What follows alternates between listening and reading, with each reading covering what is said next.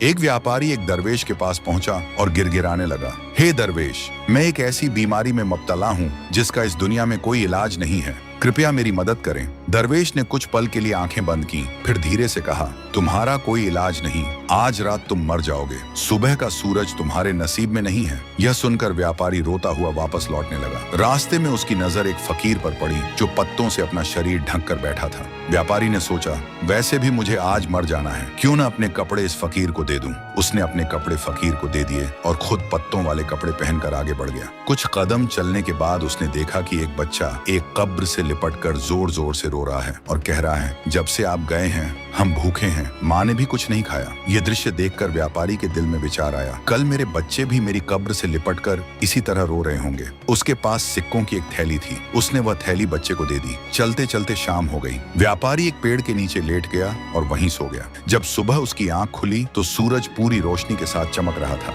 वह हैरान हो गया, फौरन दौड़ता हुआ दोबारा दरवेश के पास पहुंचा और बोला, आपने कहा था कि मैं सुबह का सूरज नहीं देखूंगा, लेकिन मैं तो जिंदा हूँ। दरवेश मुस्कुराए और बोले, तुम दुनिया की मोहब्बत में खोए हुए थे और अपनी दौलत गलत जगह खर्च करते थे, इसलिए तुम पर मुसीबत आई। लेकिन जब तुमने एक फकीर को कपड़े दिए, अल्लाह ने तुम्हें शिफा दी, और जब तुमने एक यतीम की मदद की, अल्लाह ने तुम्हारे बच्चों को यतीम होने से बचा लिया।